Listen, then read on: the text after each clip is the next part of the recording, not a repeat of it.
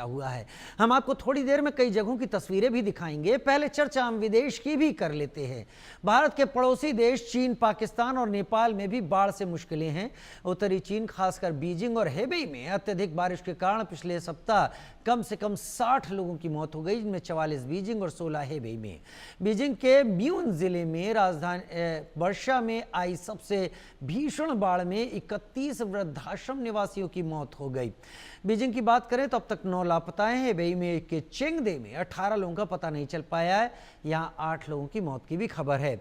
म्यून में 573.5 मिलीमीटर यानी 22.6 इंच बारिश हुई और इसी कारण भयंकर बाढ़ आ गई।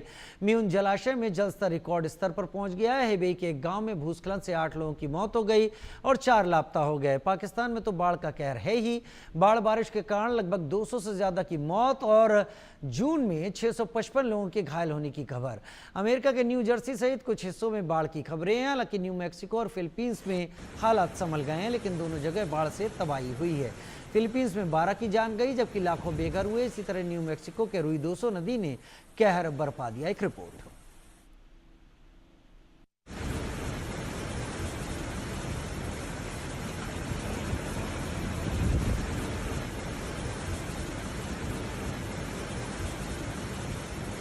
भारत ही नहीं, भारत के पड़ोसी देशों में भी मानसून का असर दिखा है, जिसमें चीन, पाकिस्तान, नेपाल भी शामिल है। चीन की राजधानी बीजिंग और आसपास के इलाकों में करीब एक हफ्ते पहले मूसलाधार बारिश जो शुरू हुई वो खत्म होने का नाम ही नहीं ले रही थी। बारिश लगातार होने से बाढ़ आ गई, जिसका असर बीजिंग में कई जगह और इसके आसपास भी देखने को मिला। बाढ़ की वजह से बीजिंग में कई जगह तबाही मच गई।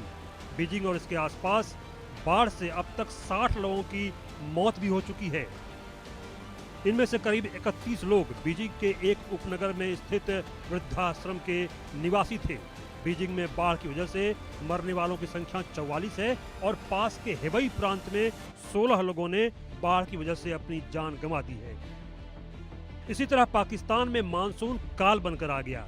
एक महीने में बाढ़ से लगभग 300 लोगों की जान चली गई, जबकि 26 जून को मानसून की शुरुआत के बाद से देश भर में मौसम संबंधी अलग अलग घटनाओं में 655 लोग घायल हो गए। पाकिस्तान मौसम विज्ञान विभाग ने आगामी दिनों में कराची में बादल छाए रहने और बूंदाबूंदी के साथ दिन में तेज हवाएं चलने का अनुमान लगाया है। सिंध के अन्य क्षेत्रों जिनमें थार पारकर, संघार, बादिन, ठट्टा, उमरकोट और मीरपुर खास शामिल है, यहाँ तेज हवाएं, बारिश और अलग अलग तूफान भी आ सकते हैं, जबकि पाकिस्तान के व्यापक तटीय क्षेत्र में बूंदाबूंदी होने की उम्मीद है। मीडिया रिपोर्ट के अनुसार उत्तरी क्षेत्रों में भारी वर्षा के कारण गुड्डू और सुखपुर बैराज में निचले स्तर की बाढ़ जारी है। हालांकि कोटरी बैराज में पानी का प्रवाह सामान्य बना हुआ है।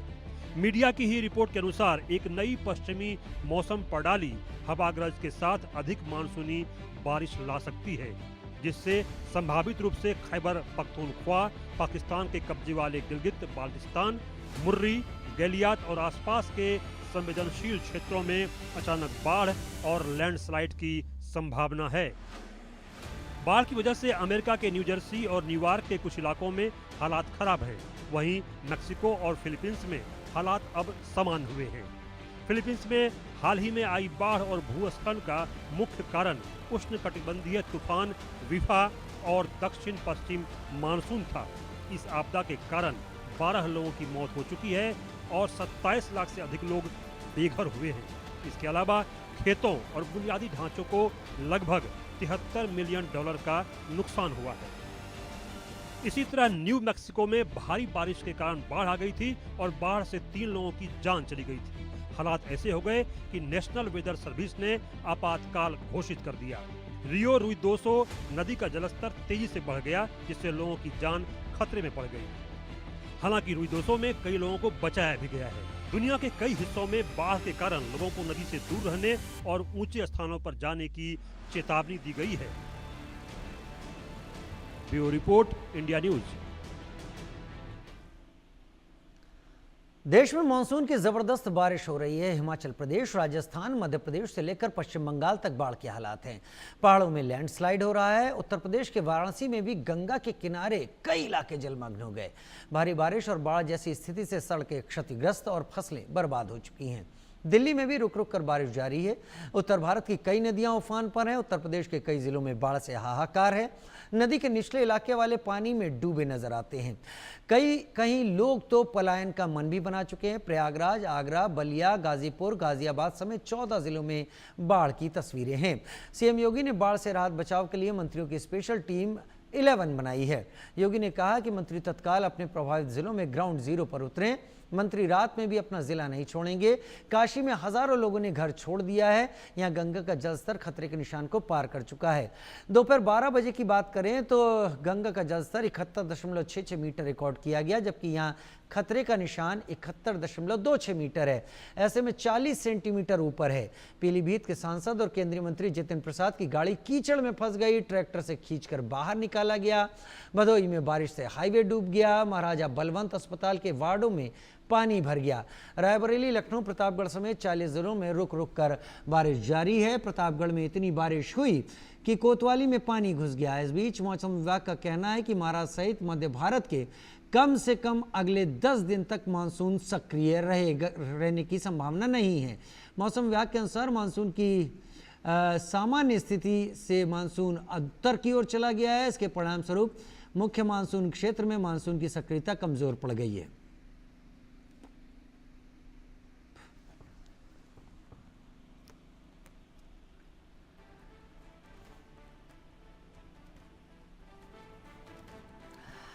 प्रयागराज से अमित श्रीवास्तव मेरे साथ जुड़े हैं और वाराणसी से जमील अहमद मेरे साथ जुड़े हुए हैं। वाराणसी की तस्वीरें तो हम लगातार देख रहे थे। पहले शुरुआत प्रयागराज से कर लेते हैं। अमित, पिछले कुछ दिन पहले ही महाकुंभ 2025 का आयोजन प्रयागराज में हुआ था। गंगा के तट और यमुना के तट के आसपास एक बड़ी कुंभ नगरी बसी थी। आज वो कुंभ नगरी वहां पर नहीं दिख रही है, दिख रहा है तो सिर्फ पानी। हालात कैसे हैं? जी बिल्कुल, हालात बहुत ही ज्यादा यहाँ भयावह हो चुके हैं और गंगा जमुना का जो जल स्तर है लगातार बढ़ रहा है। 4 से 5 सेंटीमीटर प्रति घंटे की रफ्तार से जो है गंगा जमुना का जो जल स्तर है वो बढ़ रहा है, जिसके चलते जो है अब जो है गंगा जो है खतरे के निशान से 1 मीटर ऊपर इस समय जल स्तर है। तो इसी से आप अंदाजा लगे, जहाँ पे अपना मीडिया कैंप हुआ करता था वो जगह पूरी डूब चुकी है। वहां पे इतना पानी है कि हाथी भी डूब जाए, इतना वहाँ पानी भर चुका है। और हनुमान मंदिर जो है, लेटे हनुमान मंदिर है, वो पूरा डूब चुका है। पूरा जो कह सकते हैं ना, पूरा जो इलाका है जो वहाँ कुंभ क्षेत्र जहाँ पे बसा था, पूरा जहाँ पे 60 करोड़ श्रद्धालु आके आस्था लगे, वो पूरा डूब चुका है। साथ ही जो उससे सटे हुए जो इलाके हैं, जो बस्तियां थी, वो पूरी डूब चुकी है। लोग घर छोड़ के पलायन कर रहे हैं। रात दिन लगातार रेस्क्यू किया जा रहा है। एनडीआरएफ, एसडीआरएफ की जो टीमें हैं वो लगी हुई है रेस्क्यू करने में, और उनको रेस्क्यू करके लगातार उनको सुरक्षित स्थान और बाढ़ राहत शिविरों में उनको रखा जा रहा है। 5000 से ज्यादा लोग बाढ़ राहत शिविर में पहुंचाए जा चुके हैं अब तक। इसमें वो लगातार वहां शरण लिए हुए हैं, क्योंकि गंगा जमुना का जल स्तर है, अभी भी बताया जा रहा है कि अभी और बढ़ेगा। अब ये समझिए कि 2013 की जो बाढ़ थी उसका जो रिकॉर्ड था वो टूट चुका है। अब बचा है सिर्फ 78 की जो बाढ़ आई थी, 88 मीटर के क्रॉस की थी। अगर वो स्थिति बनती है तो समझिए आधा प्रयागराज जो है वो डूब जाएगा, क्योंकि बहुत ही ज्यादा भयावह स्थिति है। जिस तरह से लगातार जल बढ़ रहा है, और जो गंगा यमुना के किनारे जो रिवर फ्रंट है जिसमें हम लोग टहला घुमा करते थे, वो जगह, वो पूरी जगह डूब चुकी है। कहीं पे भी आप वो कुंभ क्षेत्र तो नजर ही नहीं आएगा, सिर्फ लगेगा कि माँ गंगा और यमुना का ही पूरा जल स्तर है। और वहां पे पूरी इस समय जो स्थिति है बहुत ही भयावह है। जो लहरें वहां उठ रही हैं लगातार, और साथ ही जो बारिश हो रही है वो आफत की बारिश बन गई है इस समय। लगातार बारिश होने के कारण जो है पूरा जो शहरी इलाका है वो जलमग्न है। और जो पौष इलाके हैं, जाज टाउन, टैगो टाउन, अल्लाहपुर, इस तरह से तमाम जो इलाके होते थे वहां पे 3-3, 4-4 फीट तक पानी भर गया है लोगों के घरों में, नालियों में, सड़कों पे, इस तरह के। तो ये हालात है प्रयागराज के, बहुत ही भयावह है। अगर यही हालात रहे तो आने वाले दिन में बहुत बड़ी मुसीबत सामने हो सकती है। अगर बांध के अगर 88 मीटर के ऊपर जाता है तो मुझे बांध के ऊपर पानी पार कर सकता है, और वो फिर स्थिति बहुत ही अनियंत्रित हो जाएगी। उसको संभालना बहुत बड़ा मुश्किल होगा। ये नहीं माना रहा है कि भगवान वाकई शुक्र ही मना रहे हैं लोग इस वक्त। अमित, आप सही कह रहे हैं, लोग शुक्र मना रहे हैं कि स्थितियां कंट्रोल हो जाएं। वाराणसी से जमील भी मेरे साथ इस वक्त जुड़े हुए हैं। हाँ, मैं आता हूं आपके पास। जमील मेरे साथ जुड़े हुए हैं। जमील, प्रयागराज में तो एक तरफ से गंगा है और एक तरफ से यमुना है, दोनों का अलग अलग जगह क्या स्तर है वो उस हिसाब से वहां पर है, लेकिन प्रयागराज से जब आगे बढ़ती हैं संगम के बाद तो इन दोनों ही नदियों का पानी गंगा के रूप में बनारस पहुंचता है। बनारस में घाट तो दिख नहीं रहे होंगे अब ढंग से, बाकी जगह क्या हालत है, प्रशासन क्या कर रहा है? जमील, विस्तार से बताएं।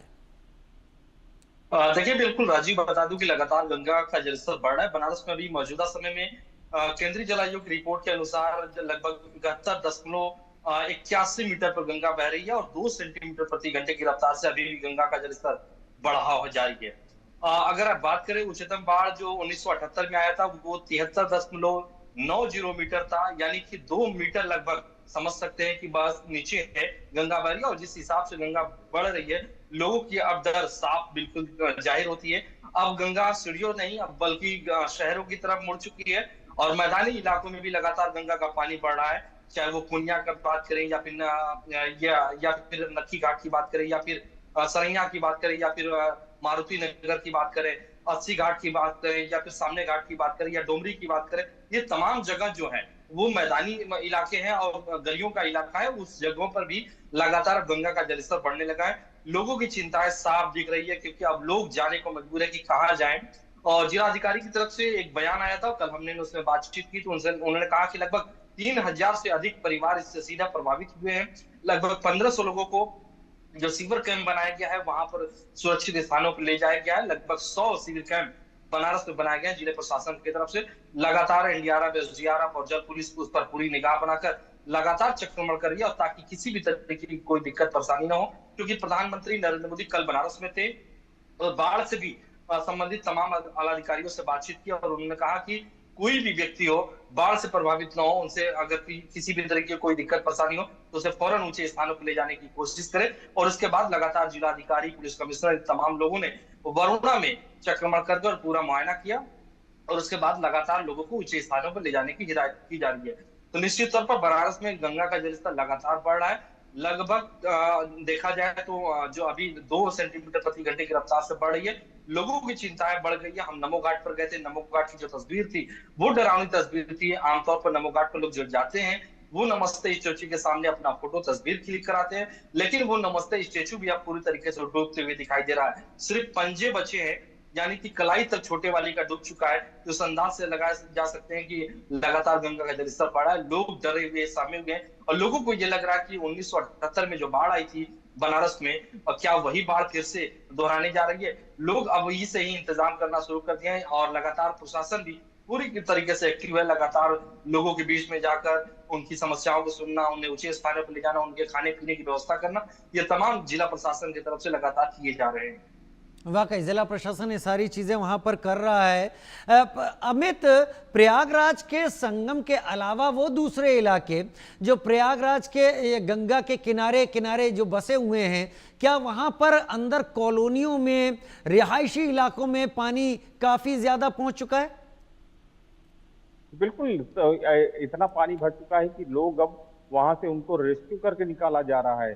10-10, 20-20 फीट तक पानी भर चुका है। लोगों के जो सलोरी, बघाड़ा जो इलाका था, जहां तक कुंभ क्षेत्र लगा था, वो सब जगह पूरा डूब चुका है। लोगों के घरों में वहां पानी भर चुका है। लोग घर छोड़ के पलायन कर रहे हैं वहां से। एनडीआरएफ, एसडीआरएफ की टीम है, उनको अगर कोई नहीं जा रहा है, अगर कुछ, क्योंकि सामान चोरी होने की भी संभावनाएं होती है, तो बहुत लोग ऐसे हैं जो घर नहीं छोड़ रहे हैं, वो अपने वहीं पे अपने घर के अंदर रह रहे हैं। इसलिए वहाँ जो एनडीआरएफ, एसडीआरएफ टीम, उनके खाने के पैकेट हो या उनकी कोई भी जरूरत की सामान है, वो एनडीआरएफ, एसडीआरएफ और जल पुलिस, ये सभी वहाँ पे उनको राहत पैकेट जो है वो पहुंचाए जा रहे हैं। साथ ही जो बात की जाए सिर्फ वही नहीं, अब तो राजापुर का जो इलाका है, जो वहाँ भी पानी काफी ज्यादा बढ़ गया है। राजापुर की जो जो गलियां थी, वो पूरी जो गलियां है वो लबालब भरने लगी है। साथ ही और जितना इधर गौस नगर एरिया है, जो करेली का इलाका जो है, वो पूरा जलमग्न होगा। लोगों की एक मंजिल से ज्यादा डूब चुके हैं। साथ ही शहरी इलाका तो डूब ही रहा है, ग्रामीण इलाकों में भी बहुत बुरी हालत है। मेजा, कचना, खीरी, तो यहाँ पे टोंस नदी इस समय उफान पे है। साथ में टोंस नदी का भी पानी इतना ज्यादा बढ़ रहा है कि वहां पे लोग अब गांव में पानी भरता जा रहा है। किसान परेशान है कि उनकी जो फसलें हैं वो तैयार वो डूब गई हैं। तो तमाम तरीके की जो समस्याएं जो है वो सिर्फ शहरी इलाका नहीं, रूरल एरिया। ठीक है, रुके रहिए आप लोग हमारे साथ, क्योंकि ये स्थिति केवल उत्तर प्रदेश के इन दो बड़े शहरों की नहीं है, बिहार में भी यही स्थिति है। एक रिपोर्ट देखते हैं।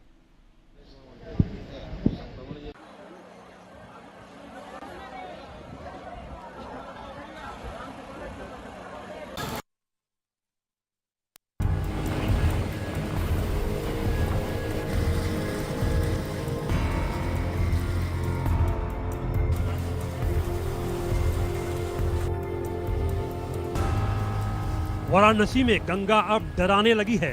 गंगा का जलस्तर अब खतरे के निशान से ऊपर बह रहा है। हाल ये है कि जिन सड़कों पर कभी गाड़ियां चलती थी वहां अब नावें चलनी शुरू हो गई हैं। वहीं कई गलियों में भी गंगा का पानी घुस चुका है। काशी में मां गंगा अब रौद्र रूप में आ चुकी हैं। यही वजह है कि चेतावनी और जो डेंजर लेवल है उसे पार करते हुए मां गंगा का जो जल स्तर है वो 71.50 तक पहुंच चुका है। तस्वीरें देखिए, मैं मणिकर्णिका घाट के ठीक ऊपर छत पर हूं और तस्वीरों में आपको दिख रहा होगा जो चिताएं हैं वो छत पर जलाई जा रही हैं। यानी कि मणिकर्णिका घाट पे जहां एक समय नीचे जमीन पर चिताओं को जलाया जाता था, लेकिन अब इस तरीके से मां गंगा का जलस्तर बढ़ रहा है। अब चिताओं को बारी बारी छत पर ले जाया जा रहा है और उन चिताओं को किस तरीके से ले जाया जा रहा है वो उस तस्वीरों को आप देखिए। एकमात्र ये नाव है जिस नाव के सहारे जो शवयात्री हैं उन्हें इस नाव पे बैठाया जा रहा है और धीरे धीरे इस गलियों से होते हुए उस छत तक पहुंचाया जा रहा है। यानी कि मणिकर्णिका घाट पे इस समय चिता जलाने के लिए वेटिंग लिस्ट चल रही है। तस्वीर यदि हम बीच गंगा की दिखाएंगे तो ये डरावनी परिदृश्य दिखेगा, क्योंकि लहरें उफान पे है और लगातार जो गंगा का जलस्तर है वो बढ़ रहा है। यही वजह है कि 4 से 5 सेंटीमीटर प्रति घंटे की रफ्तार से मां गंगा का जलस्तर बढ़ रहा है। काशी में गंगा के खतरनाक अवतार से अब शहरी इलाके के लोग भी खौफ में हैं। हाल ये है कि शहर के दर्जनों मोहल्ले में गंगा का पानी घुस चुका है। वहीं वरुणा नदी के उफान के कारण अब सैकड़ों मकान भी पानी में डूब चुके हैं, जिसकी वजह से लोगों ने अब बाढ़ राहत शिविर की ओर रुख कर लिया है। मां गंगा का रौद्र रूप अब काफी डराने लगा है। तस्वीर दशाश्वमेध घाट की आप देखिए, आप सामने देख सकते हैं ये जल पुलिस की चौकियां हैं जो पूरी तरीके से जलमग्न हो गया है। यानी कि जहां एक समय जो जल पुलिस के अधिकारी थे वो काम करते थे, लेकिन जिस तरीके से मां गंगा का जलस्तर बढ़ रहा है, जल पुलिस की पूरी चौकी है वो जल में खुद समा गई है। सामने एनडीआरएफ के जवान दिख रहे होंगे, चूंकि सावन का पावन महीना चल रहा है, जो पर्यटक हैं वो काशी आ रहे हैं, तो उनके सुरक्षा को देखते हुए एनडीआरएफ के जो जवान हैं किनारे हैं, क्योंकि लगातार जो गंगा का जल स्तर है वो 5 से 6 सेंटीमीटर प्रति घंटे की रफ्तार से बढ़ रहा है और नौकाएं पूरी तरीके से बंद है। तस्वीरों में देख सकते हैं कि ये पूरा नाव है और नाव को एक दूसरे से बांध कर रखा गया है। वजह यह है कि मां गंगा का जल काफी तेज उफान पे है। तस्वीरों को यदि दूर तक देखेंगे तो लहरें डरावने वाली है। वाराणसी के 50 से ज्यादा गांव बाढ़ से प्रभावित हैं। वाराणसी के चौबेपुर क्षेत्र में गंगा, वरुणा और नाद नदियों के उफान से हालात बिगड़ते जा रहे हैं। बाढ़ के पानी ने पिपरी, लक्ष्मी सेनपुर और टेकरी समेत कई गांवों को चारों तरफ से घेर लिया है। बहुत गंगा का जल बहुत तेज भारी ऊपर आ गया है, सब मंदिरें डूब गई हैं। बहुत दृष्टि दिख रही है, वहाँ 100 को नाव से ले जाना पड़ रहा है। बहुत ऊपर तक पानी आ गया, बहुत परेशानी हो रही है यहाँ। बहुत ज़्यादा यहाँ तो पानी का बहाव चल रहा है और यहाँ अभी अस्त्र लेकर के किनारे ही बोरा जा रहा है, वो अंदर नहीं जाने का संभावना है यहाँ। और यहाँ छत पर जो भी काम हो रहा है छत पर हो रहा है और लाशें अब छत पर ही जलाई जाती होती है यहाँ लगता है। गंगा के विकराल रूप की वजह से वाराणसी के सभी 84 घाट पूरी तरह गंगा में डूब चुके हैं। हाल ये है कि वाराणसी के शमशान घाट पर भी पूरी तरह जलभराव दिख रहा है, जिससे लोगों को खासी मुश्किलों का सामना करना पड़ रहा है। काशी के हालात बेहद चिंताजनक होते जा रहे हैं। कल तक जहां पर गाड़ियां चलती थी, रोड था, पार्किंग होती थी, लोगों की दुकानें थी, लेकिन आप तस्वीरों में देख सकते हैं ये जल तांडव का परिदृश्य। यानी कि सुबह का समय है और ये अस्सी घाट का दृश्य है जहां पर सुबह बनारस की आरती होती है। अब वो घाट पूरी तरीके से जलमग्न हो गया। चेतावनी बिंदु के बाद अब खतरे के निशान को भी जो गंगा का जलस्तर है वो पार कर चुका है। यही वजह है, तस्वीरें आप देख सकते हैं, जो लोग अपने दुकानों में सामान रखे थे वो अब ऊंचे स्थान पर ले जा रहे हैं। कुछ लोग हैं, हम उनसे बात भी करना चाहेंगे। कहाँ से हैं सर आप? भैया मिर्जापुर जिला से हैं। बनारस का है? हाँ, यही बनारस में रहते हैं, नगवा में। नगवा में रहते हैं। हाँ। कैसा दृश्य है? दृश्य बहुत भयावक है। बहुत ही इस समय हम दुकानदार बहुत कठिनाई में जा रहे हैं। हमारा दुकान नहीं लग पा रहा है। हम लोग बहुत कष्ट में हैं इस समय। ना ही रोजी है, ना ही रोजगार है, ना ही कुछ है इस समय। आगरा में बारिश के बाद लगातार चंबल और यमुना नदी का जलस्तर बढ़ रहा है। वहीं किसी अनहोनी की आशंका को देखते हुए प्रशासन लगातार नजर बनाए हुए है। लगातार हो रही मूसलाधार बारिश ने कहीं न कहीं जो यमुना है उसके जलस्तर को बढ़ा दिया। आप देख सकते हैं कि यमुना का जो जलस्तर है वो लगातार धीमे धीमे बढ़ रहा है। 490 मीटर के लगभग यमुना बह रही है। कहीं न कहीं जो चंबल की बात की जाए तो चंबल जो अपना अलर्ट लेवल है उससे 2 से 3 मीटर ऊपर बह रही है, यानी चंबल 132 और 33 मीटर पर बह रही है। जिस प्रकार से जो यमुना है, यमुना में अभी खतरे की बात नहीं है, लेकिन जिस प्रकार से जो मॉन्यूमेंट्स हैं उनकी खूबसूरती बढ़ गई है यमुना में पानी आने से। कहीं ना कहीं यमुना नाले का रूप लेती जाती थी, लेकिन अब यमुना में जो पानी है उससे खूबसूरती देख सकते हैं कि यमुना की खूबसूरती बढ़ी हुई है और लगातार यहाँ लोग भी पहुंच रहे हैं यमुना को देखने के लिए। जो जलस्तर यमुना का, कुछ स्टूडेंट्स उनसे बात करेंगे। यमुना का जलस्तर लगातार बढ़ रहा है, तो कैसा लग रहा है यमुना?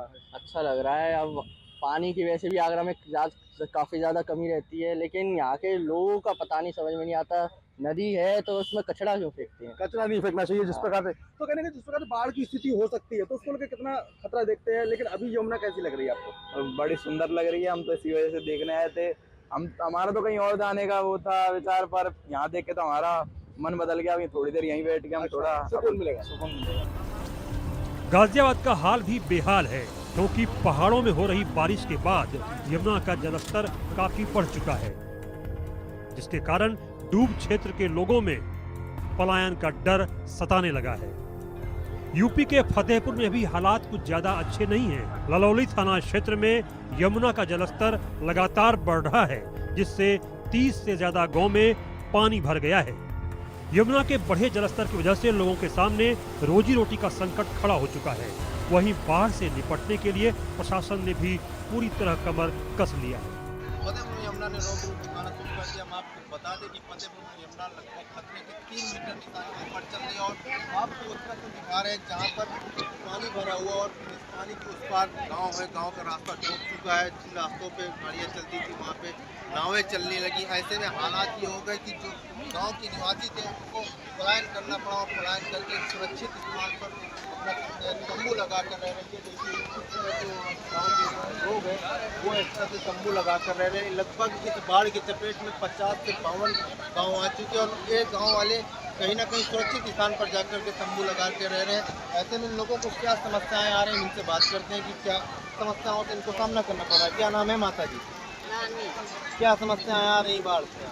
क्या समस्या भैया, सामान ले आया, घर दुआर गिरे, ठीक है। और ना हमें संकट, ना हमें रोग, अरे हमें ना चाहिए, हमें यूपी के गाजीपुर में भी गंगा नदी उफान पर है। कई गांवों में बाढ़ का पानी घुस चुका है, फसलें डूब चुकी हैं, तो कई गांवों में लोगों ने पलायन करना भी शुरू कर दिया है। इधर बलिया में भी गंगा नदी ने भारी तबाही मचाई है। किसानों की उपजाऊ जमीन और फसल बाढ़ के पानी में समा चुकी है, तो घरों में भी पानी घुस चुका है और लोग बेबस आंखों से अपना घर-बार डूबते हुए देख रहे हैं। Bureau report, India news. अभी हम बलिया के बाढ़ चौकी पे हैं, जहाँ पे हमारे साथ सीआरओ साहब हैं और तमाम अधिकारी यहाँ पे मौजूद हैं। बाढ़ को देखते हुए तमाम व्यवस्था प्रशासन ने कर रखी है। उसको देखते हुए आज बात करते हैं सर से। सर, इस तरह से देखा जाए बाढ़ पानी का गंगा में बहाव तेजी से हो रहा है, तो आप लोग की क्या तैयारियाँ हैं? जिलाधिकारी महोदय के निर्देश के क्रम में क्योंकि पूर्व तैयारी हम लोगों ने कर रखी थी कि कैसे कैसे हमारी बाढ़ चौकियाँ बनेगी, कैसे कैसे बाढ़ न्यायालय बनेगा, उसका हम लोगों को लाभ मिल रहा है। और जिलाधिकारी महोदय ने आज वो चौकियाँ सब एक्टिव कर दी है। वैसे तो कल ही हो गई थी। अभी आप गोपालपुर में खड़े हुए हैं, 5 यहाँ मजरे जो हैं वो डूबे हुए हैं और इसमें 15 जो परिवार हैं वो ज़्यादा प्रभावित है, तो उनके लिए हम लोग विशेष निगाह रखें और 3 नावें भी चल रही हैं। और ऐसे ही आप केहरपुर है, वहाँ पे बाढ़ चौकी हुई हमारी सक्रिय होने वाली है। और एक नौरंगा है जो पूरी तरह से डूब चुका है चारों तरफ से, तो वहाँ के लिए भी स्पेशल 10 नावें लगाई गई हैं और जो राहत किट वगैरह है वो हम लोग मौजूद भी हैं। तो सारी व्यवस्थाएं हम लोगों ने जैसे पूर्व कार्य योजना जिलाधिकारी महोदय ने बनाई थी उसी के अनुसार हम लोग अनुपालन कर रहे हैं और क्रियान्वयन कर रहे हैं। मुझे लगता है कि एक अच्छी व्यवस्था लोग मिलेगी। और डॉक्टर साहब भी, सीएमओ साहब भी थे, उन्होंने भी सारी दवाइयाँ बांटी हैं और जाके गाँव में जाके टीके भी बंटवा रहे हैं। तो और राहत की भी टीके बची हैं हमारी। और जैसे 16 परिवार वहाँ पे जो थे लगेगा चक्की नौरंगा में थे, उनको भी हम लोग पैसा दे रहे हैं, मकान का टीका दे रहे हैं। चढ़ाने की भी कोई सूचना नहीं है। पशुओं के लिए भी टीकाकरण 100% कराया जा चुका है और कुछ पशु अधिकारी भी बैठे हैं, वो भी ये देख रहे हैं कि ऐसा कुछ टूटा है तो उसको भी व्यवस्था कर रहे हैं।